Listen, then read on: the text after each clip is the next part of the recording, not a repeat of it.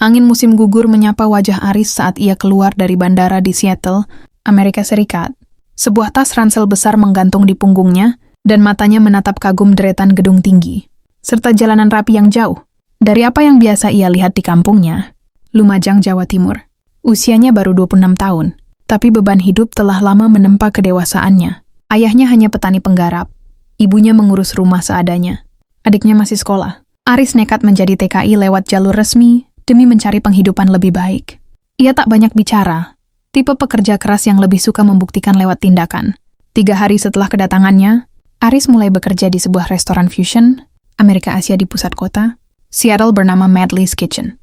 Restoran itu milik Madeline Lee, wanita Amerika keturunan Asia berusia 33 tahun, berwajah cantik, tubuh tinggi, berambut coklat pirang dan bermata tajam.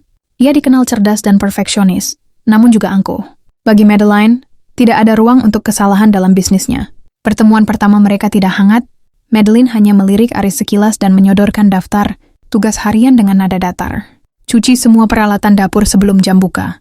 Jangan lambat. Saya benci keterlambatan, ucapnya tanpa menoleh. Aris menunduk sopan, meski tak mengerti sepenuhnya bahasa Inggrisnya. Ia hanya menangkap kata wash, dan late cukup untuk membuatnya bergerak cepat. Hari-hari berikutnya, Aris bekerja dari pagi hingga malam, lebih sering di bagian belakang dapur. Ia hanya berbicara seperlunya, lebih banyak tersenyum atau mengangguk. Rekan-rekan kerjanya terdiri dari orang lokal, imigran Meksiko, dan 1 orang Filipina bernama Marco, yang sedikit membantu menerjemahkan perintah Madeline. Meski Aris rajin dan bersih dalam bekerja, Madeline tetap dingin. Ia tak pernah memuji, tapi juga belum memarahi. Baginya, pekerja hanyalah roda gigi dari sistem. Ia tidak tertarik tahu siapa Aris sebenarnya. Namun diam-diam, Madeline memperhatikan ketekunan Aris yang tetap sopan meski diperlakukan dingin, dan bagaimana restoran tetap bersih sejak Aris datang. Di balik kaku dan kerasnya Madeline, ada luka masa lalu. Ia pernah ditipu oleh mantan manajer restorannya yang juga seorang imigran, membuatnya kehilangan kepercayaan pada pekerja luar negeri. Maka ia melihat Aris dengan kacamata curiga sejak awal. Tapi Aris tak tahu semua itu. Ia hanya ingin bekerja, mengirim uang ke rumah, dan tidak membuat masalah. Ia tidak pernah membayangkan bahwa hidupnya akan berubah drastis, karena wanita yang bahkan jarang menatap matanya. Saat kota perlahan bersiap menghadapi musim dingin, hati Aris justru mulai belajar hangat. Ia belum tahu, musim terdingin dalam hidupnya justru akan datang lebih cepat dan bukan dari salju, tapi dari ketidakadilan dan penghinaan yang segera menimpanya. 3 bulan bekerja di Madely's Kitchen membuat Aris mulai sedikit terbiasa dengan ritme kerja cepat dan tuntutan tinggi. Meski tak pernah mendapat pujian, ia merasa cukup puas selama tak dimarahi. Madeline tetap seperti bayangan dingin, yang hanya muncul untuk memeriksa dapur atau memerintah. Setiap langkahnya penuh tekanan, seolah kesalahan kecil bisa jadi akhir segalanya. Namun hari itu berbeda. Pagi itu Marco, rekan kerja Aris dari Filipina, datang terlambat dan tampak gelisah. Saat membuka lemari bumbu, Marco menjatuhkan botol besar minyak wijen hingga pecah, menumpahi sebagian lantai dan bahan masakan lain. Aris yang sedang mengepel di dekat sana langsung membantu membereskan pecahan kaca. Ia tidak bicara banyak, hanya memberi isyarat bahwa tak apa-apa. Namun celakanya Madeline masuk tepat saat Aris sedang mengelap lantai berminyak, tangannya belepotan, dan aroma wijen memenuhi ruangan. Matanya menyipit tajam. "What happened here?" Tanyanya dingin. Marco hendak menjawab tapi ragu. Aris, dengan bahasa Inggris terbatasnya, mencoba menjelaskan, bottle oil. I clean now." Madeline menatap tajam. "So you dropped the oil?" Aris gelagapan. "No, not me. I help clean." Tapi Madeline sudah kehilangan sabar. "You clean because you drop it, yes? This is unacceptable." Marco bungkam, tak berani membela. Semua di dapur mendadak sunyi. Aris merasa panas di dada. Ia ingin sekali menjelaskan, tapi kata-katanya habis. Ia tahu, penjelasan seadanya hanya akan membuat Madeline makin marah. Maka ia hanya menunduk, mencoba meredam amarah yang tumbuh dalam diam. Hari itu ia tetap bekerja hingga malam, tapi pikirannya kacau. Saat pulang ke kamar sewaan kecilnya, ia duduk lama memandangi langit dari jendela. Hatinya bertanya, apa aku salah karena membantu? Esoknya, suasana berubah makin tegang. Madeline mengawasi Aris dari kejauhan. Setiap langkahnya terasa diperiksa. Beberapa pegawai mulai berbisik, sebagian merasa kasihan, sebagian menghindar. Aris tetap bekerja seperti biasa. Tapi ia tahu, sejak insiden kemarin, ada sesuatu yang retak. Kepercayaan Madeline, yang bahkan belum pernah ia miliki sepenuhnya, kini benar-benar hilang. Dan ia belum tahu, retakan kecil ini akan menjadi celah yang akan menghancurkan seluruh hidupnya di negeri asing ini. Di mata Madeline, ia bukan lagi pekerja keras. Ia adalah masalah yang harus disingkirkan. Musim dingin pun mulai menyelimuti Seattle, dan Aris belum tahu bahwa badai sesungguhnya baru akan datang. Bukan dari salju di luar, tapi dari prasangka dan ketidakadilan yang tumbuh di dalam hati seseorang yang selama ini hanya melihatnya sebagai bayangan di dapur, bukan manusia. Udara dingin menembus jaket tipis yang dikenakan Aris saat ia tiba lebih awal di restoran pagi itu. Ia menatap pintu kaca Medley's Kitchen yang masih tertutup rapat. Tangannya gemetar bukan hanya karena cuaca, tapi karena perasaan tak enak yang tumbuh sejak insiden minyak tumpah 2 hari lalu. Sejak saat itu, Madeline tak pernah lagi bicara langsung padanya. Hanya tatapan curiga, instruksi lewat orang lain, dan keheningan yang menyesakkan. Siang itu, restoran ramai seperti biasa. Pelanggan datang silih berganti. Aris bekerja di bagian belakang dapur, menyiapkan bahan makanan dan memastikan semua peralatan bersih. Ia berusaha tidak membuat kesalahan, tapi sial memang tak mengenal waktu. Salah satu pelanggan melaporkan bahwa makanannya terlalu asin. Madeline marah besar, langsung masuk ke dapur, menanyai satu persatu staf. Ia seperti mencari kambing hitam. Salah satu pegawai lokal, Cody, menunjuk ke arah Aris. "He was the one prepping the sauce," katanya. Padahal Aris hanya menyiapkan sayuran hari itu, bukan saus. Aris membela diri dengan terbata-bata. "I no touch sauce. Only vegetable, please." Namun Madeline tak mau dengar. Suaranya meninggi. "Enough. This is not the first time. I've had enough with your excuses. You're sloppy, careless, and I don't want you ruining my restaurant." Semua terdiam. Aris berdiri kaku. Wajahnya memerah. Bukan karena malu, tapi karena luka yang dalam. Ia ingin meneriakkan kebenaran, tapi lidahnya keluh. Semua orang seperti membenarkan tuduhan yang bahkan tak beralasan. Tak lama, Madeline memanggil manajer HR dan mengatakan dengan tegas, "Terminate his contract, effective immediately, and report his status to immigration." Kata-kata itu seperti palu yang menghantam kepala. Aris didepak, dituduh, dan kini diancam dideportasi. Sore itu ia dipaksa mengemas barang-barangnya, dikawal oleh petugas keamanan internal. Tak ada satu pun rekan kerja yang berani menatap matanya. Bahkan Marco, yang dulu sering membantunya, hanya menunduk diam. Aris berjalan keluar restoran dengan langkah berat. Dunia seolah runtuh di sekelilingnya. Ia datang ke Amerika dengan harapan dan kerja keras, tapi dihancurkan oleh tuduhan tanpa dasar dan mulut yang terlalu cepat menilai. Beberapa hari kemudian imigrasi datang.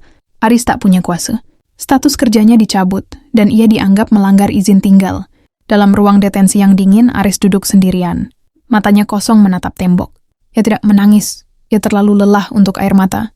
Yang tersisa hanya tanya, kenapa kebenaran selalu kalah oleh kekuasaan? Di sudut kota Seattle yang dingin, Aris bukan siapa-siapa. Dan Madeline, ia kembali ke restorannya, tak menyadari bahwa ia baru saja mengusir seseorang yang sebenarnya adalah satu-satunya jiwa tulus yang pernah bekerja untuknya. Tapi waktu belum selesai, rasa bersalah bisa tumbuh, diam-diam, seperti benih yang tertanam dalam hati keras sekalipun. 2 minggu telah berlalu sejak Aris dipulangkan paksa ke Indonesia. Ia kembali ke kampung halamannya di Lumajang dengan kepala tertunduk. Orang tuanya menyambutnya dengan peluk hangat, meski mereka tak banyak bertanya. Mereka tahu Aris terlalu lelah untuk bercerita. Setiap malam Aris duduk diam di teras, memandangi langit yang sama sekali berbeda dengan langit Seattle. Bintang-bintang di atas desanya begitu jelas, namun tak mampu menerangi kekosongan di hatinya.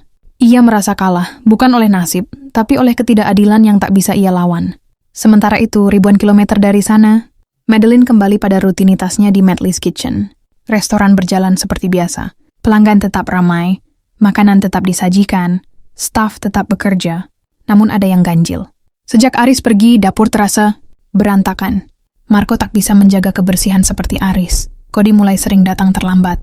Beberapa pelanggan mulai mengeluh soal keterlambatan penyajian. Dan diam-diam, Madeline mulai memperhatikan betapa hal-hal kecil yang dulu berjalan lancar ternyata bergantung pada seseorang yang tak pernah ia hargai.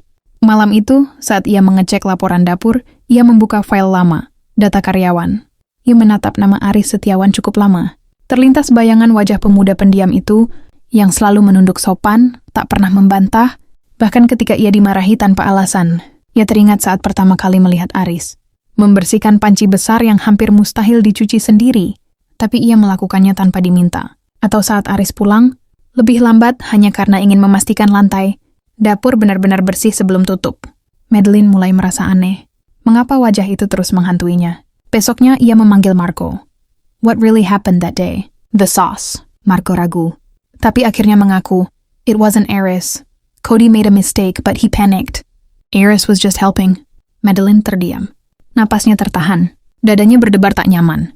Ia membuka rekaman CCTV hari itu. Ia menonton ulang. Dan melihat kebenaran yang selama ini ia tolak. Aris memang tak bersalah. Justru ia membantu membereskan kekacauan orang lain. Untuk pertama kalinya dalam waktu lama, Madeline merasa bersalah. Bukan sekadar karena memecat orang tak bersalah, tapi karena memperlakukan seseorang seperti benda, bukan manusia. Malam itu ia tak bisa tidur. Ia menatap ponselnya lama, lalu membuka laman berita dan mencari satu kalimat. Aris Setiawan Indonesia TKI, tak ada hasil jelas. Ia terus pikir, hingga menemukan akun media sosial lama yang pernah ditautkan Aris saat pendaftaran kerja. Tangannya gemetar saat mengetik pesan. Aris, if you see this, I want to talk. I was wrong. I'm sorry. Madeline, yang selalu percaya diri, kini merasa hancur oleh satu hal yang tak pernah ia perhitungkan, penyesalan. Dan untuk pertama kalinya dalam hidupnya, ia tahu tidak semua orang bisa dibeli. Tapi mungkin beberapa masih bisa diperjuangkan. Pagi itu Aris duduk di warung kopi kecil dekat sawah, ditemani suara motor tetangga dan obrolan ibu-ibu yang lewat. Ponselnya sudah lama tak ia buka penuh semangat. Namun hari itu, ada notifikasi yang membuat dadanya berdegup. Sebuah pesan dari Madeline. Tangannya gemetar saat membacanya. Aris, if you see this, I want to talk. I was wrong. I'm sorry. Aris mengernyit, antara percaya dan tidak. Ia menatap layar itu lama, lalu meletakkan ponsel tanpa membalas. Dalam hatinya luka masih menganga. Ia belum tahu apakah kata maaf cukup untuk menambal kehancuran hidupnya. Namun malam itu rasa penasaran menang. Ia membuka kembali pesan itu dan mengetik pelan, Why now? Tak sampai 5 menit balasan datang. Because I finally saw who you really are. Hari-hari berikutnya mereka mulai bertukar pesan. Madeline tidak lagi berbicara seperti bos. Ia mendengarkan, banyak bertanya tentang kehidupan Aris di desa. Tentang sawah, ayam, ibunya yang menjual sayur, dan hujan yang turun hampir tiap sore. Obrolan mereka menjadi manusiawi. Sementara itu di Seattle, Madeline membuat keputusan mengejutkan. Ia menyerahkan operasional, restoran ke asistennya dan membeli tiket pesawat ke Indonesia. Ia tahu ini gila, tapi ia tak bisa lagi membiarkan penyesalan membusuk dalam diam. Saat tiba di Bandara Juanda, panas dan kelembapan langsung menyergapnya. Ia naik mobil sewaan, mengikuti alamat yang diberikan Aris dengan ragu-ragu. Desa itu sederhana, jalannya sempit, tapi di setiap sudutnya ada kehidupan yang jujur. Ketika mobil berhenti di depan rumah kayu sederhana, Aris keluar dari dalam. Ia mengenakan kaos oblong dan celana pendek. Tatapannya heran, seolah tak percaya wanita yang pernah menghancurkan hidupnya kini berdiri di depannya. Madeline menunduk gugup. Aku minta maaf, Aris, katanya dalam bahasa Inggris terbata. I was wrong. I didn't listen. I judged. I was cruel. Aris tidak langsung menjawab. Ia hanya menatap wanita itu, mencoba mengenali apakah kata-kata itu tulus. Aku nggak tahu harus bilang apa, katanya akhirnya. Hidupku hancur waktu itu, tapi aku juga tahu hidupmu mungkin kosong. Madeline tersenyum kecut. Yes, very empty. Keesokan harinya, Madeline tinggal di penginapan kecil dekat desa. Setiap hari, ia datang membantu Ibu Aris memasak, belajar bahasa, mengenal tetangga. Orang-orang heran, tapi mereka melihat bahwa wanita bule itu tulus. Aris perlahan membuka diri. Ia tahu luka tidak langsung sembuh. Tapi melihat Madeline mencuci beras sambil dikerubuti anak-anak kecil desa, ia sadar.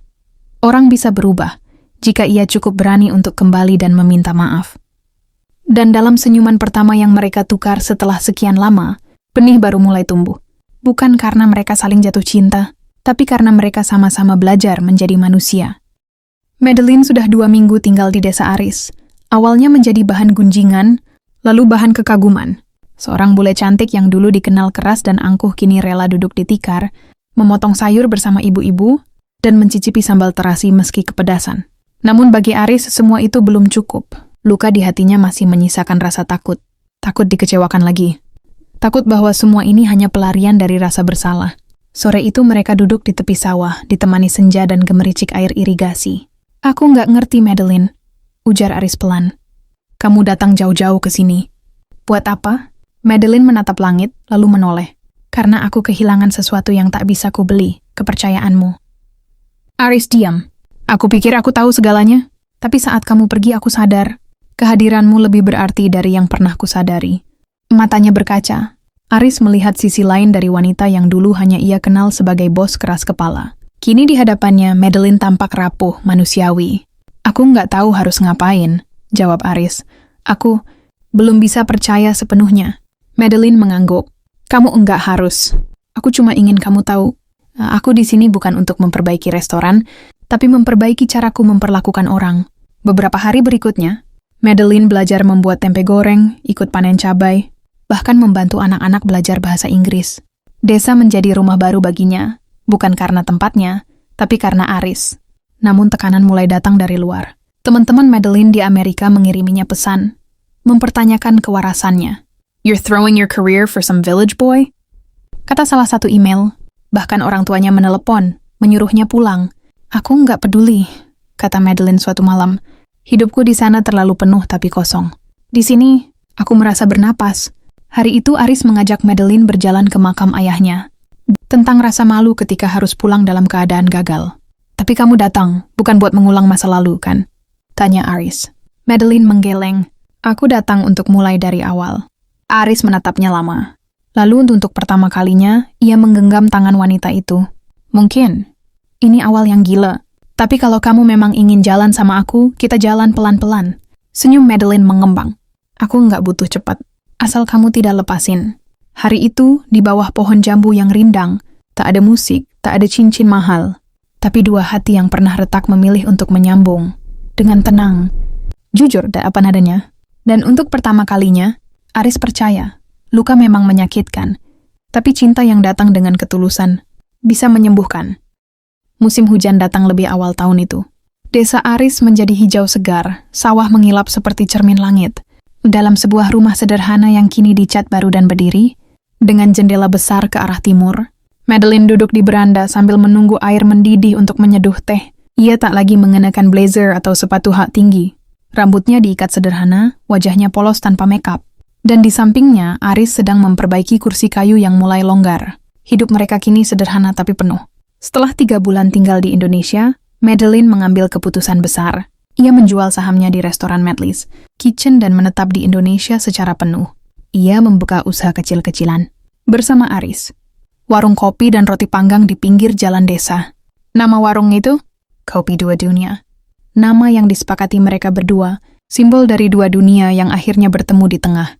Hari pernikahan mereka sederhana tapi penuh haru. Diselenggarakan di pelataran rumah, dihadiri warga desa, keluarga Aris, dan segelintir teman Madeline yang memilih datang diam-diam, menyaksikan wanita yang dulu keras kini berserah dalam kesederhanaan. Madeline mengenakan kebaya putih yang dijahit, khusus oleh ibu Aris, sementara Aris mengenakan beskap hitam dengan senyum malu-malu yang tak lepas dari wajahnya sejak pagi.